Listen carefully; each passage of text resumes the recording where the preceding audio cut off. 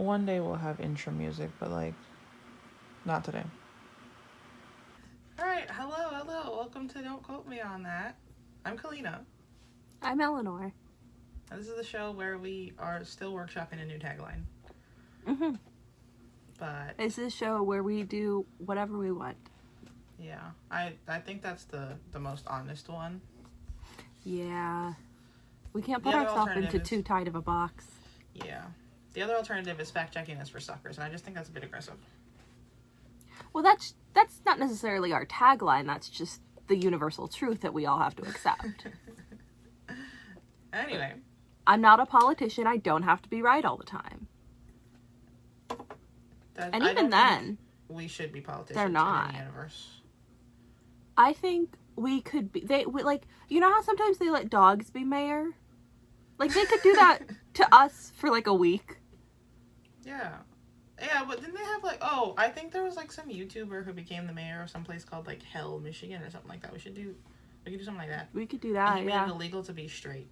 You guys know what I'm talking about. Yeah, Elijah Daniels? Look, I gave you all the information I have, okay? I'm pretty sure it's him.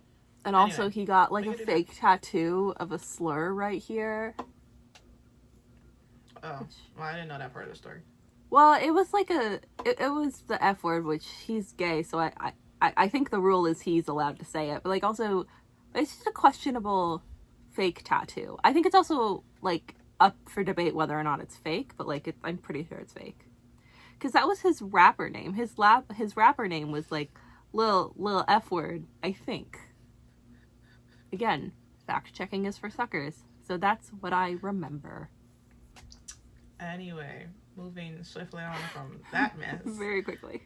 Today we're doing another album swap because we're out of ideas.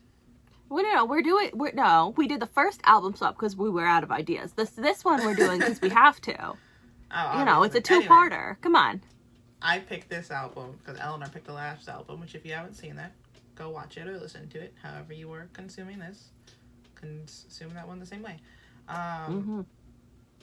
Eleanor, I have a question. Well, I don't know. Do you have anything you want to say before we get started? So the album I made Kalina listen to was like 15 songs. This album is 7 songs, and yes. I felt slighted. I thought that was an attack, but I did appreciate it. And I'll be honest, I think time-wise, the albums were probably pretty similar, like runtime. Also, this man is Canadian. What the hell is that? Why is he Canadian? I mean, I know why he's Canadian. But he can't be sounding like that and being Canadian at the same time. That's what I said. Listen, my notes are, this man is Canadian. He's from that place I can never pronounce, but I think it's really cool. It's Saskatchewan? Yeah, I want to go there. That's a name, all right? It is a name. It's very, yes. The album we're talking about is called Imaginary Appalachia by Colter Wall. It's a country album. It's technically an EP. Oh yeah, it is an EP. It's a 7-song EP. Released in 2015. I don't know what the difference is. Do you know how old he was when he released this? Like, based on his voice, how old do you think this man is? I mean, based on his voice, I thought he was like a good adult. You know? Yeah, he was 20 when he put this album out. He's gone through too much. Like, my favorite thing is if you ever watch any of his videos, the comments on it are like, this man sounds like he smoked up a train or something, like weird stuff, or like he's Johnny Cash reincarnated. He's got this very, very deep voice, and that's what drew me to it first. I dabble in country music. I am someone who listens to everything. I do like country music. I think this is my favorite kind of country music. I think it's like technically called Appalachian country or something along those lines. I don't have the Wikipedia page in front of me anymore, but I'm on the Genius website, so I have the lyrics, so I remember the songs. This is just about the first song, not the whole album, but I feel like it might fit the whole album. It's called Dark Americana. Yeah, I like that sort of country. Or like, I also like outlaw-y sort of country, like if anyone knows Big Iron. He does a cover of Big Iron, and then I got a video of my dad singing along to that in the car, which I think is the funniest thing ever, because my dad is from Jamaica, and he was like singing Big Iron with his whole chest. But I like this kind of country music. I think this guy is really, really smart. And I think for his first album, or EP or whatever, I think for the first thing he like put out, I think it's really good, and I definitely think it sums him up very nicely. And for those who don't know, and I'm sharing this not because I had to Google it. Okay, just jot that down. Jot that down. Appalachia is a region of the United States that kind of stretches from, I think, like Pennsylvania-ish to like Alabama-ish. Yeah. I think it's mountains. The Appalachian Mountains. Yeah. I don't know what mountains. Like, yeah, I know one mountain, and it's because it's in my backyard. Mountains there. It's like West Virginia, Mountain Mama. You're not wrong, but like not right either, you know? Anyway, my first thought was I think Imaginary Appalachia is just a really cool title. I love that title. That's why I picked this one. That's part of the reason I did pick this album over his other stuff, or this EP over his other stuff. I thought I think the title goes also very well with the songs, just in the whole. The first song, it's called Sleeping on the Blacktop. I listened to this album at work a couple times all the way through. The first, like, 15 seconds of this song, I was like, Kalina, this is the wrong album. Kalina did not give me the right album. I debated picking this one. Surely there is no way. But then I went back, and I looked, and there was a way. And then I kept listening to it, and then I was like, you know what? I get it. Yeah. I get it. It's a nice album. It is nice. I forgot to take notes on this song, so you go ahead. Oh, I didn't take any notes. We're just flying. All right. I got the lyrics in front of me, so we'll work off of that. Yeah. I like the way this one sounds. I think, not to, like, give men too much credit, but, I think men using the word darling is one of the best things to happen to the human race. Yeah.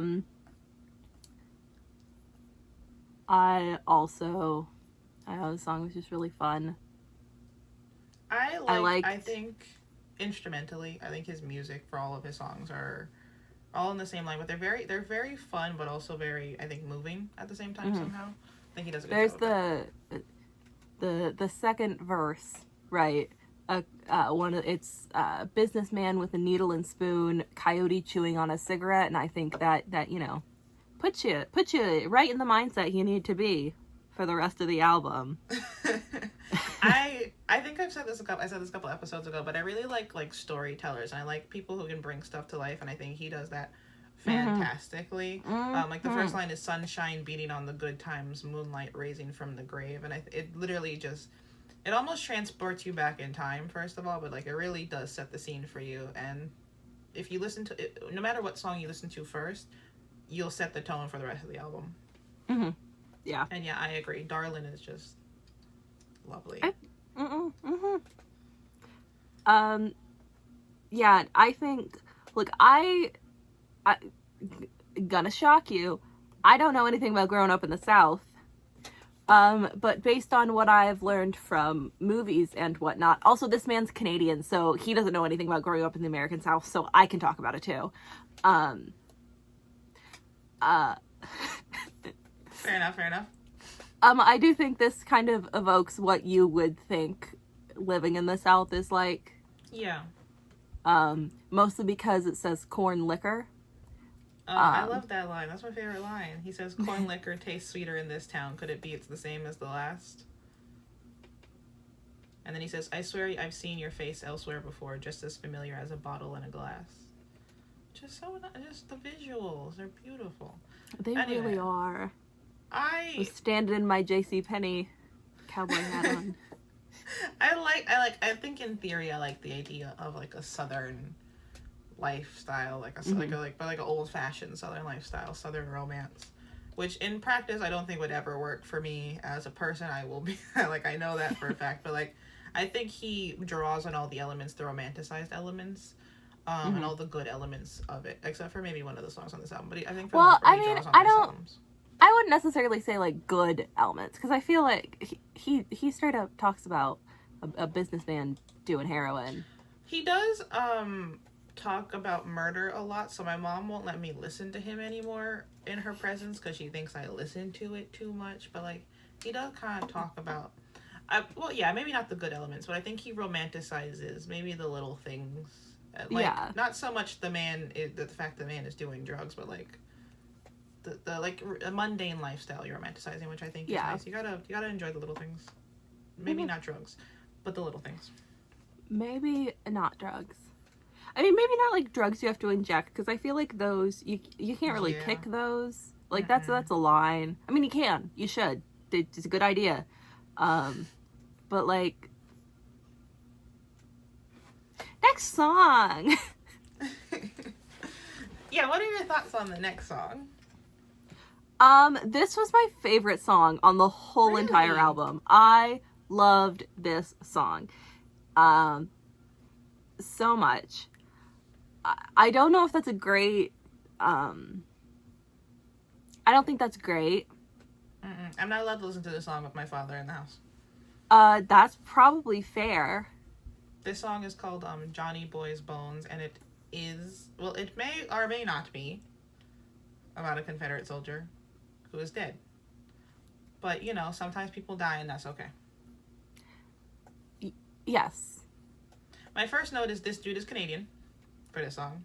And I don't like the romanticization of the South during the Civil War. I think a lot of songs do this in my very brief dabble into country music. I think there are songs that do this in, like, there's a good way, I think, to romanticize it, and then a bad way, obviously. And I think he does this in the good way, where he's not so much talking about, like, yeah, the South was right. Which, let me tell you, we almost had an argument with a lady on TikTok about that. But, I think it's like the general idea of going off to war, and like this song is about someone who doesn't come home. And I like, my favorite part of the song is you can't really tell who's singing. I always imagine it's his mother singing, but like it could be someone else, you know, his wife or something. According to like the Genius interview or the website, what have you, this is about the dad, but the dad's like point of view. But I always thought it was kind of like his whole town talking about, like, that was my first idea, that it was kind of everybody. Yeah, I like how you can look at it from all those ways and the lines still work. But I think part of the reason it works, I said it was very visceral, because he says in the song, he said they're singing about this dead guy Johnny, right? And he says, "Don't he look fine and handsome? My poor Johnny Boy's bones." Like, it's very personal to whoever singing the song. Yeah. And I like how grief kind of sharpens your focus. In the song, he's not like, oh my god, he's dead, what am I supposed to do? It's more like, okay, how am I going to get him home to bury him? Like, you're just trying to take the next step. That's all he's focused on in the song. Yeah. This song did make me a little bit sad. Because and then you're like, I shouldn't be sad, but do be dying. People do be dying. You heard it here first, folks. Also, I just think it's unfair that Dixieland was co-opted by the Confederates, because that's objectively a cool name. I would love to be able to use it, but I will not be doing that. I also said, what is it with country songs and guys named Johnny? Like, in The Devil Went Down to Georgia, it's Johnny that's playing the fiddle. And I just want to know, like, did everyone in the South just know a Johnny? Probably. It's a solid name. It's a general name. Anyone could be like, oh yeah, old Johnny. I don't think I know a Johnny. I know a John. Yeah, I don't know anyone who goes by Johnny. I know some Johns, but no Johnnies.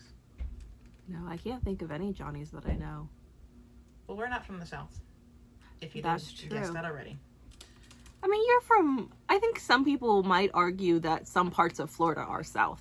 But not your part. But I'm not from the, yeah. I always had to, when I used to work at this job where we had a lot of tourists come through, and I always had to explain that Florida was, like, in the South, but we're not the South. Like, the northern half of Florida, yeah, but, like, down where I am. No. There's a definite divide. Like when we drive up to Georgia, you can kind of tell when you cross the line into the South. I think in Arizona, like we have Tombstone, and we had a lot of cowboys back in the day, but I think it'd be very bold to call us the South. However, yeah, I mean, I think there are definitely some areas of Arizona that are, quintessentially Southern, but like Winslow, Arizona. It's a girl, my lord, in a flatbed Ford. Slowing down to take a look at me.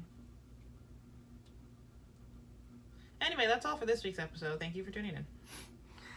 Well, that's all for me. I gotta go. Cleena will remain and talk about the Eagles for another 45 minutes. It'd be very easy. We don't want that. But anyway, my dear sweet grandfather, he's from Texas. And I've been to Texas a couple times.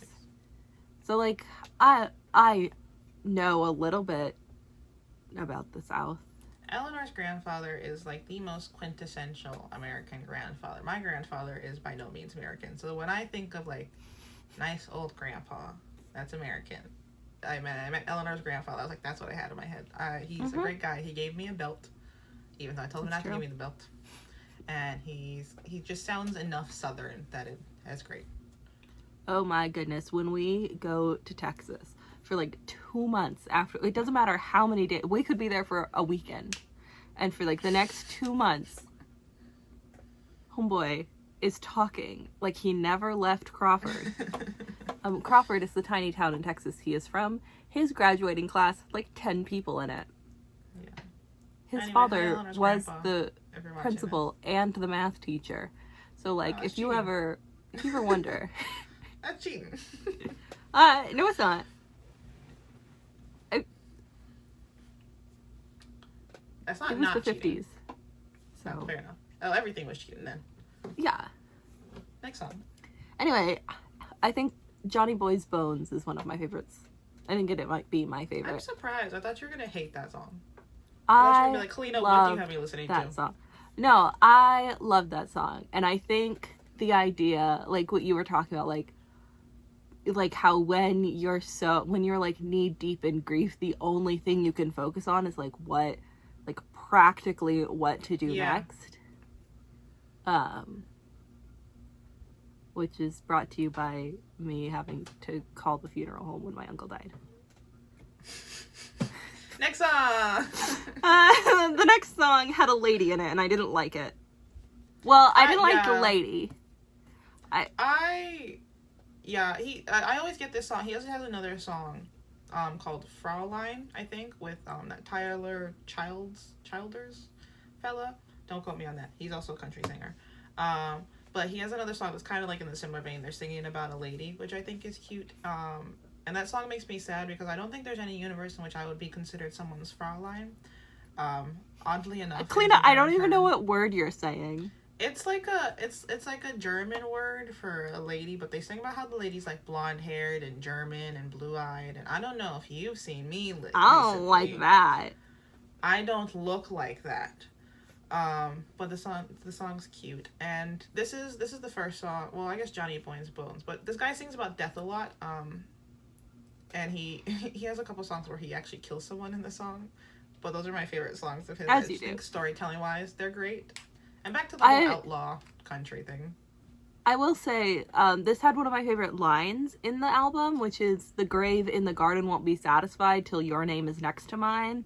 Yeah. It took me a while to figure out what this song was about, because I wasn't sure what he was saying. Mm-hmm. And I thought, I knew the girl was dead, but, like, I wasn't sure what the point was. Basically, he's saying how, they had this great love, and the world won't be satisfied till they're dead and next to each other, because they're meant to be together. Mm-hmm. But I like, I'll be home just any old time, but home is heaven, I presume. I think home is wherever he can be with Caroline again. Yeah. And if Caroline was anything like Johnny Boy, she might not be in heaven. I don't think Confederates go to heaven. Anyway, this made me think a lot about how, like, couples will buy dual grave plots. Yeah, I think for a while, I might be wrong on this, but I think for a while my great grandma, like, her name was on No, that's not right because he's buried somewhere else. But like there are gravestones where it's, you know, there's a guy and a girl's name, and one of them has a death date and one of them just has a birth date. And like I don't think I could live regularly knowing my name was already on a gravestone. I feel like that would mess me up just a titch. I don't believe I know what my next stop was. I don't believe in like being buried. But if we talk about this because my cousin just passed away and they had bought like a plot for her and then they bought the plots next to it so they could like her parents so they could be buried with her. And I was like, that's like weird because like what if I get married and go off? Right, you're gonna have to bring my body back to Florida because I already paid for this plot in the ground. Anyway, I don't believe in burial just as a concept. So yeah, I don't know. I don't like it. It kind of. I wanna be set a light on a boat is my dream way to go out. Vikings, okay? Put me on a boat. You push me in the ocean. You shoot an arrow on fire onto the boat. Then I'm done, right? Because like, what do you need my body to sit in the ground for? That's so many steps, Kalina. That's just like a lot. Okay, here's the steps for getting buried. Okay, you gotta have viewing. You gotta put me in casket. Yeah, but no, my argument isn't you should be buried. My argument is you should be cremated. You know what the rules for that are? In the hatch. Okay, but look, I want to be cremated and then have my ashes spread on the ocean. So I'm just cutting out the middleman and just cremate me on the ocean. You see? But like, I don't think legally you can do a Viking funeral in the ocean. I'm not worried about legality. Well, somebody needs to be. If we go far enough out, what are they gonna do? They're gonna come rescue my dead body that's on fire. Oh, you're gonna make us go on a 7-day cruise with your body? No. I'm saying you take a little boat out, right, early in the morning, you set it on fire. If someone comes to stop the fire, you're gonna be like, well, she's dead. She was dead when the boat was on fire. What are they gonna do? Rescue my dead body? Just think about this logistically. They're gonna arrest... Well, I guess you have to go far enough that you're not in, like... You have to be in, like, international waters. And you can't do that on a day trip, I don't believe. And guess what? That's not my problem because I'm dead. That's their problem to figure out. That's not a me thing. That's a you thing. See? Do I have to plan your funeral now? I don't know, but if you're there, I hope you're involved. Oh, also, if I die first, which, like, just given... I probably will... Don't let anybody call it a celebration of life. That's dumb. Oh, no. Just call it a funeral. Okay, because my dream... This doesn't sound good. But no, it doesn't. If one of my parents... Well, when one of my parents passes away, I'm not going to tell anyone. And so I'm just going to wait for someone to call me and be like, hey, I haven't heard from your mom in a while. And I'll be like, oh, yeah, she's resting is what she said I should say. Go, yeah, she's resting. I don't know when she'll be back, but I'll definitely have her contact you. And then you just never tell anybody. People don't need to know your business, okay? Also, when I get married, I don't want anyone to come, so I'm going to get married somewhere very far away. Okay. Anyway, the song is called Caroline. And it's very cute. He uses the word doth, though, which is just confusing to hear. Yeah, he does. It's a little bit accent. confusing. Going, there's a place where the sun doth shine. I'm like, dude, what era are we in? No, it doesn't. It just shines. Like, let it... Hey, no, Caroline's definitely in heaven. I'm reading the lyrics here, and he says, there's a place where the sun doth shine, and the birds keep time with the pines up a yonder. That's the home of my Caroline. She's dancing in the sky. You're right. Caroline is in heaven. But then he might be going to hell, because he's talking about old chains pulling him back down. So I think they're going different places.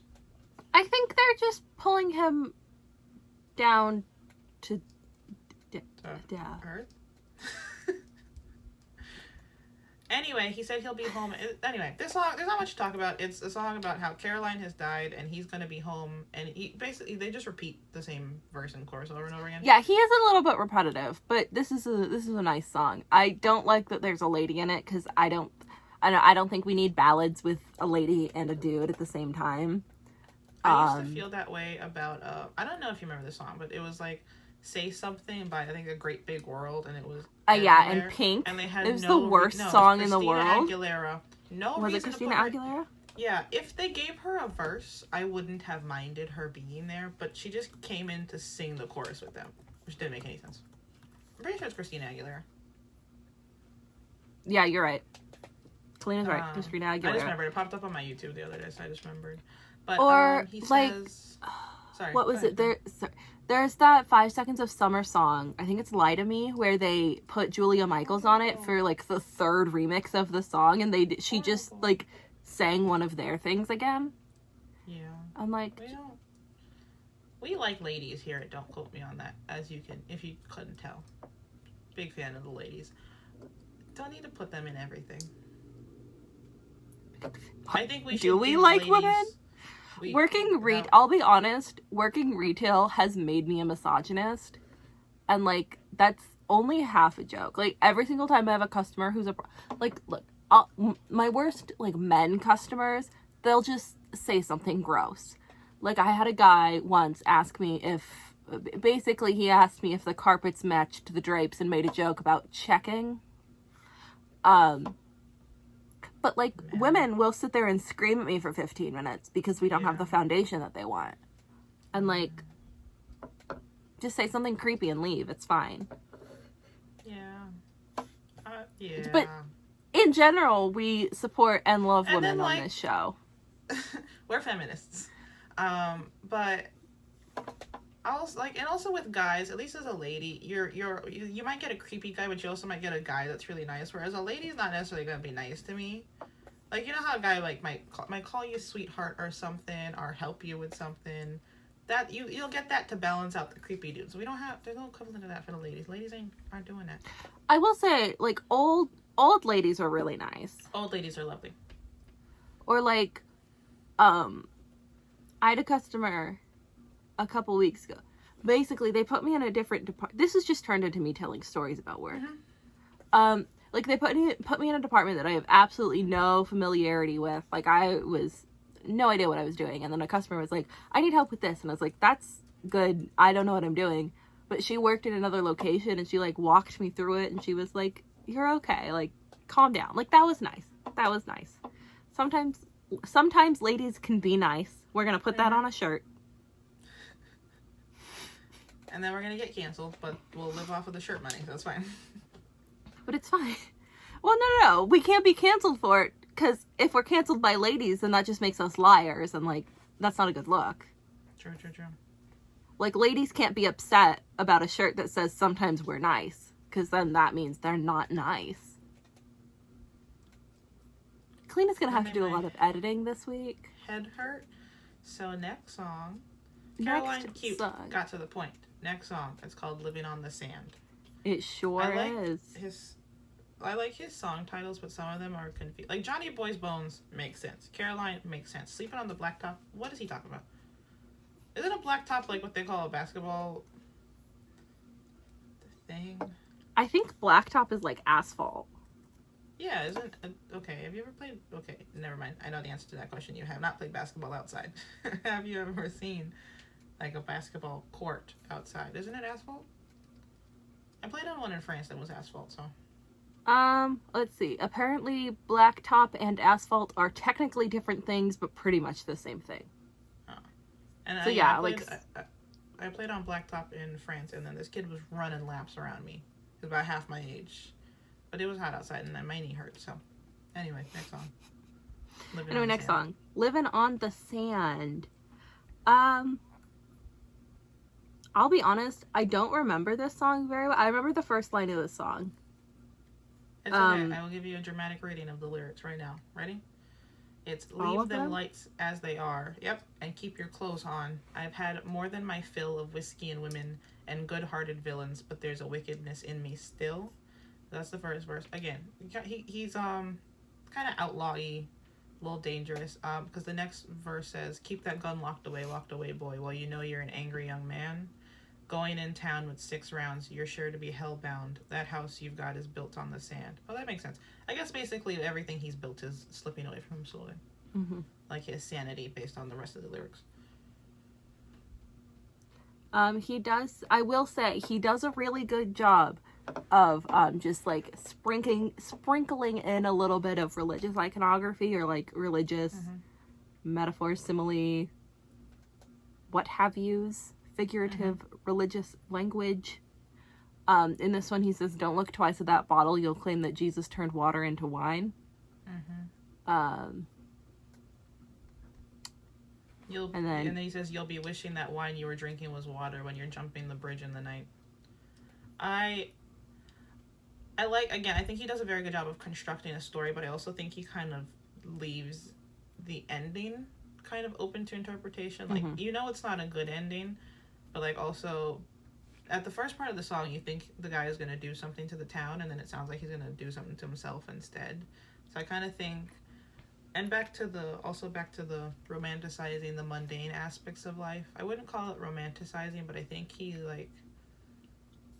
doesn't write songs about great big group themes. He writes songs about individuals who like have, are struggling with things, I think. And like the things in general you could probably relate to. I don't think everyone can relate to, let me shoot up my town, but like the kind of feelings of like everything you built slipping away and you're not quite sure what to hold on to.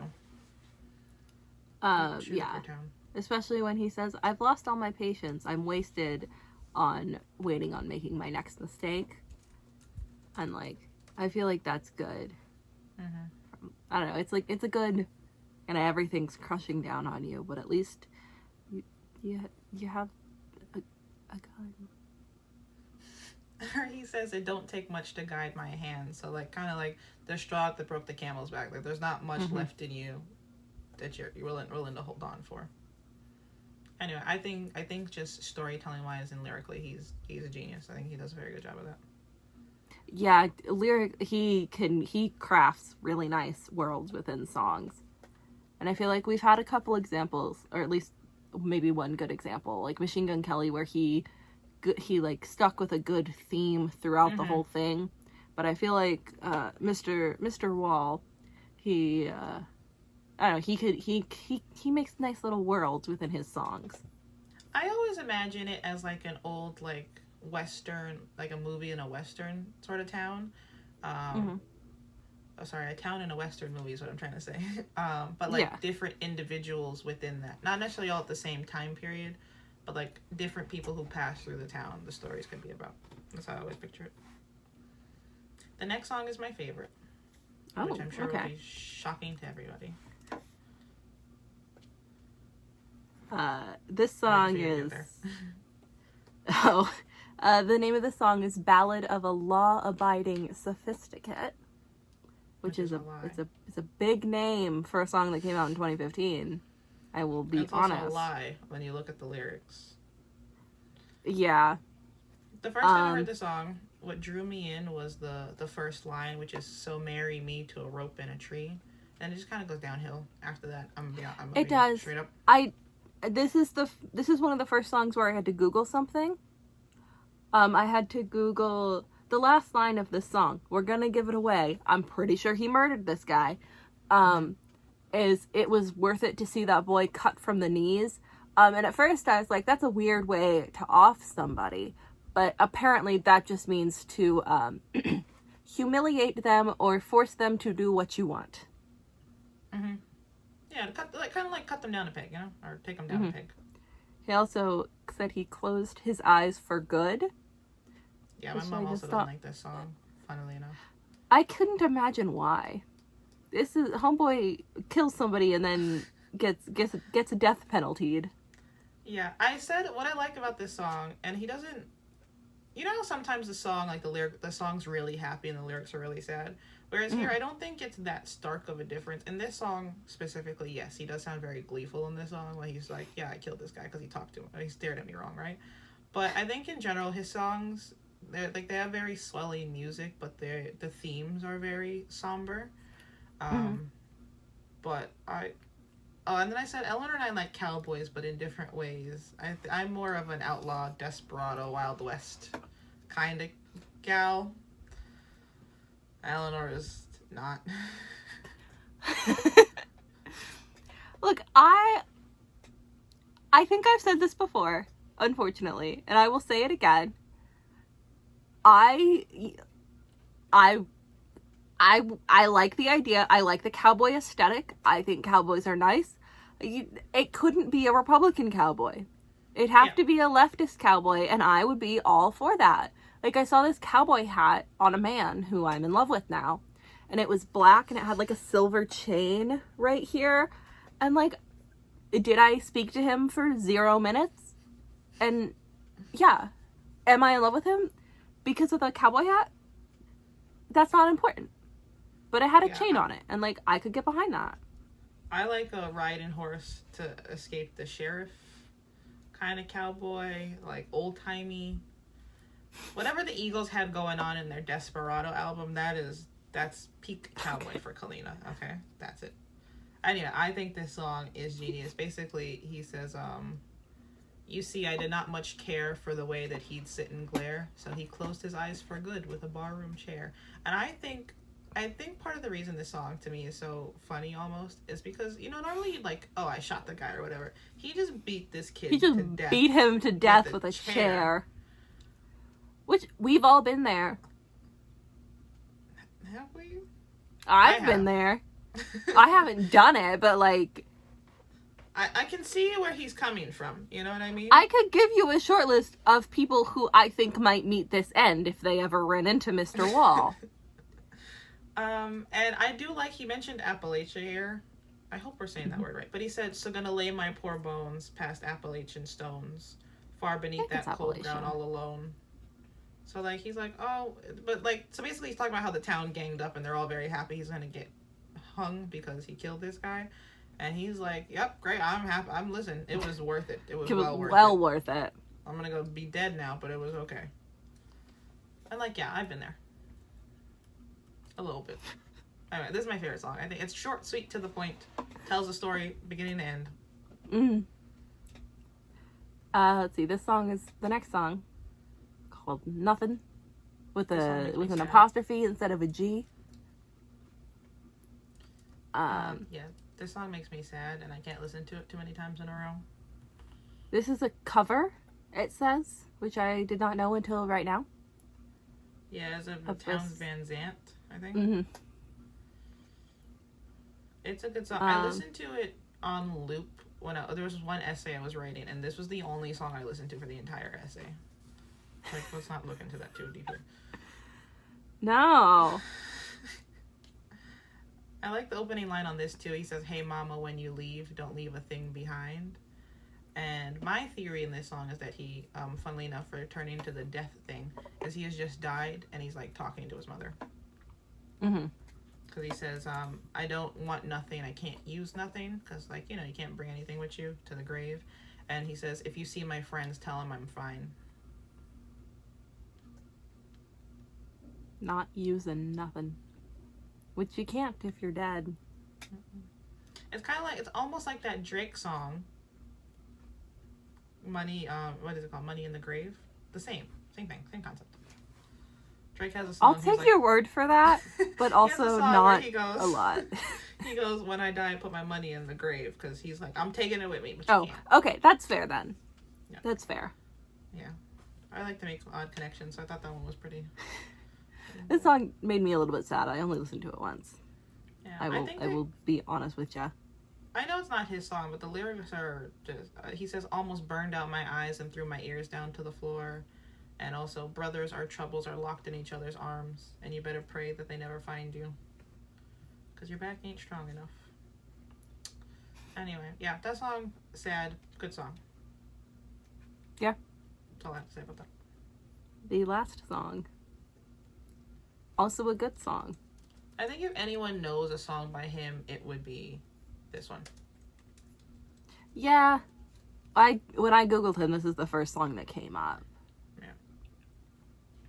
I said, this is if the devil went down to Georgia, went south for Johnny. Yeah. This is the other side of the devil went down to Georgia. The devil took a wrong turn somewhere.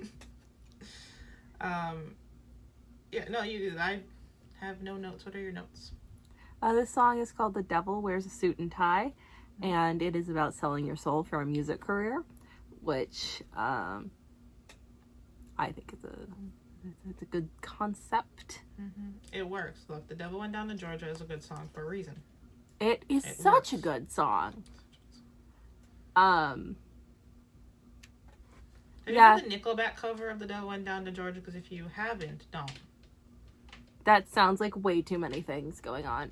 I don't mind Nickelback, but that cover made me rethink that position.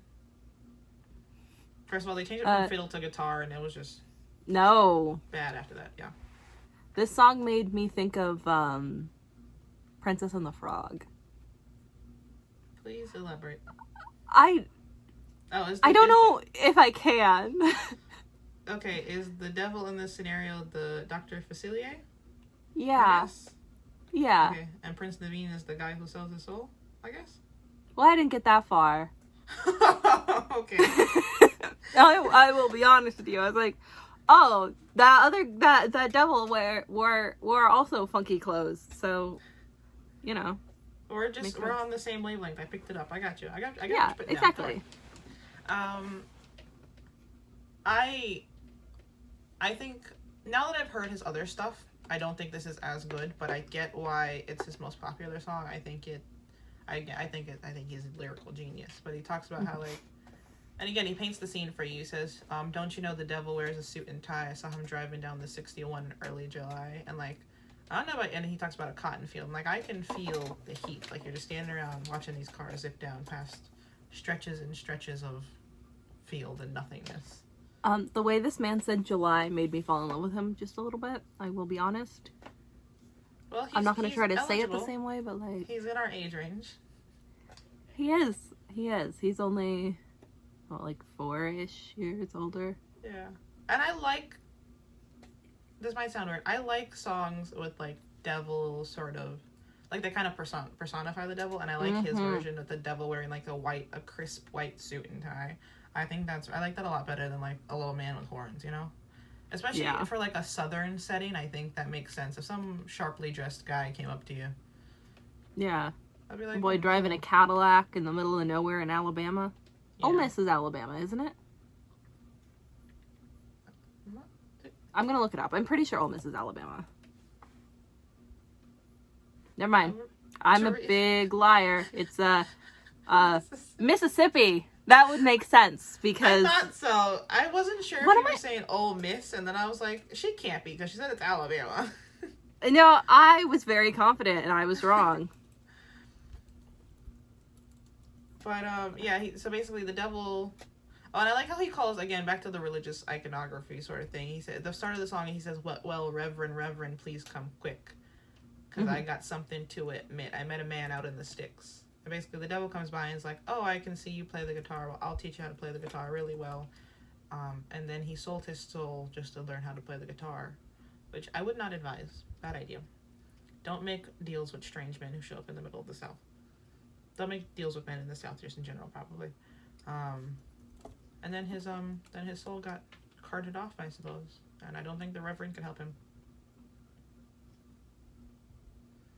Eleanor looks like sorry, I'm still trying to figure out what I was thinking of, but I think I was just wrong. Ole Miss is just straight up Mississippi, and maybe that's my fault. Yeah, but I don't think he said. He says I met a man out in the sticks of good Ole Miss. Oh, see, okay, here what it says for me is I met a man out in the sticks, a good old miss, MISS. But I wouldn't know what that means either. So yours makes a little more sense. This one says of good Ole Miss, which is good old Mississippi and nothing else. Makes more sense. And that's the only thing I ever thought it was. And he talks about how Eleanor said, he talks about how the guy where he's driving a Series 10 Cadillac and he wore a cigar on his lip, which I think is a great way to write that. Mm-hmm. I don't know. I think an old guy, crisp suit, smoking a cigar, and this nice car in the middle of nowhere. And he was like, "Hey man, you want to be famous?" And the guy said, "Yes, which you don't do." Yeah, no. I mean, there are only two options. If some stranger comes up to you and says, "Do you want to be famous?" He's either going to film you in an act, or he's the devil. I'm trying to say it the nicest way possible. Yeah, no, I saw the gears working in your head there. It gets a little bit repetitive. He sings the chorus a few times. He does. I I love the commitment to a theme, and I think his EP just as a whole was a commitment, like a concept album, pretty much. Again, I feel like you could, like, especially because he calls it Imaginary Appalachia, I feel like it's this little town where, like, anything goes. And the town could be anywhere, you know? Agree. One good thing, I think, is the album he released after this. I looked this up, and he said it's self-titled, the album he released after this, and he said that was more autobiographical, because I was a little worried just about him. Even doing too much at once. Yeah, and then I said that the song titles remind me of, like, Percy Jackson chapter titles. Like, there's just a lot happening to decipher. And, like, when you listen to the song, oh, it makes sense. But, like, when you first read the song title, I'm like, what is Living on the Sand? Why is the devil wearing a suit and tie? Who's Johnny Boy? Why not? Why not? Anyway, those are my thoughts. I think this guy is great. You should listen to him. Yeah, he was nice. I didn't think, after 30 seconds, I was ready to decide that I hated it. But it's nice. It's good. Yeah, I debated picking it because, one, I don't think you would look at me and go, yeah, Kalina loves that album. But I decided on it because I thought it was good. I thought if you, like, gave it a chance, you'd like it, because we talk about these themes and, like, people who story tell a lot. I think it hit all the points we like in music, just conceptually. And then I think he's got a cool voice. So, which one was your favorite, Kalina? Ballad of a Law-Abiding Sophisticate. Okay. I think we're not going to do a top 3 because that'd be half of the songs. I think Johnny Boyd's Bones was my favorite. That's good. There was one song I was wishing was on here, which involves death again and a lady. But maybe we'll do that in another episode if you want to hear it. Anyway, don't argue with people on the internet about the Confederacy. Yeah, well, just don't argue with people on the internet. I feel like might be. I just feel like that's unrealistic standards I'm setting. So, like, just if you're going to avoid one topic, that should be the topic to avoid. If that's the only topic to avoid. I'm sure there's lots more, but that's my topic right now. That's my topic right now. That's fair. And that's fair. Ladies are nice. Yes. Also, Clean and Eleanor should probably not be allowed to talk about feminism ever. That will be the last time for now. That I can promise you. That'll be the last time for the week. I was going to say ever again, but I really don't think we got close enough this time to count. So and we should keep it that way. We'll leave it alone. Yes. Tune in next week to see if we keep it up. We won't. We're liars. I have been Kalina. And I have been Eleanor. And this has been Don't Quote Me on That, and we'll see you next week. We sure will, hopefully. Barring any major life events. Or natural disasters, or whatever.